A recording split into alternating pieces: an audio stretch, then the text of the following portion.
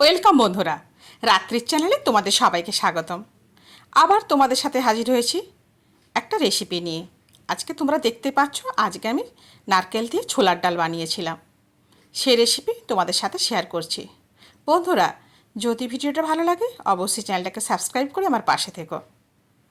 ছোলার ডালটা আধ ঘন্টা ভিজিয়ে রেখে কুকারে 2টো সিটি মেরে রেখে দিয়েছি, অর্থাৎ ডালটা সেদ্ধ হয়েছে প্রায় 70% মতো। বাদ বাকিটা আমি কষিয়ে রান্না করব। প্রথমে নারকেলগুলোকে ভেজে তুলে রেখে দেবো। নারকেলটাকেও 50% ভাজবো, একদম লাল করে ফেলবো না, তাহলে ডালে নারকেলের স্বাদটা ঠিকমতো আসবে না। নারকেলটা ভাজা হয়ে গেছে, এবারে এটা একটা পাত্রে তুলে রেখে দিচ্ছি। বন্ধুরা, ভিডিওটার কোনো একটা অংশ যদি তোমাদের ভালো লেগে অবশ্যই একটা কমেন্ট করো, আর ভিডিওটাকে একটু শেয়ার করে দাও প্লিজ। ওই নারকেল ভাজার তেলে দিয়ে দিলাম শুকনো জিরে, শুকনো লঙ্কা আর তেজপাতা।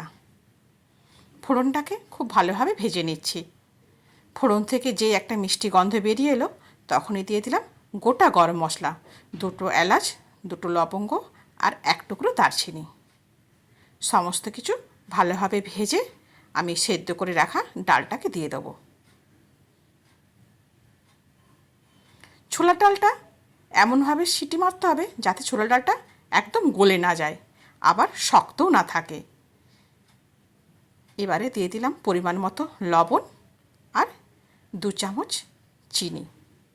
ডালটা একটু মিষ্টি মিষ্টি খেতে লাগে ছোলার ডাল, সেই কারণে চিনির পরিমাণটা 2 চামচ দিয়েছি।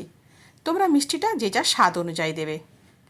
দিয়ে দিলাম পরিমাণ মতো হলুদের গুঁড়ো, কয়েকটা চিরা কাঁচা লঙ্কা আর অল্প পরিমাণ আদা বাটা।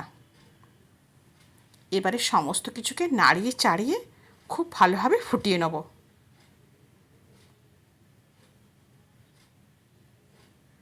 মিনিট 2 ধরে ডালটা ফুটতে শুরু করেছি।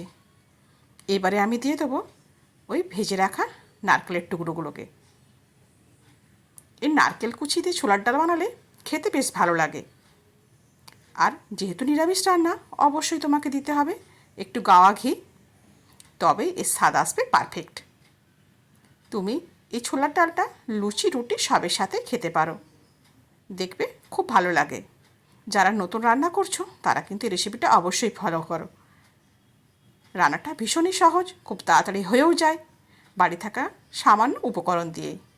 ছোলার ডালটা আমার রেডি হয়ে গেছে, একটা পাত্রে ঢেলে রেখে দিলাম। বন্ধুরা, আজ তাহলে এই পর্যন্তই। দেখা হবে নতুন কোনো রেসিপির সাথে তোমাদের সঙ্গ নিয়ে। সবাই ভালো থেকো, সুস্থ থেকো। ধন্যবাদ।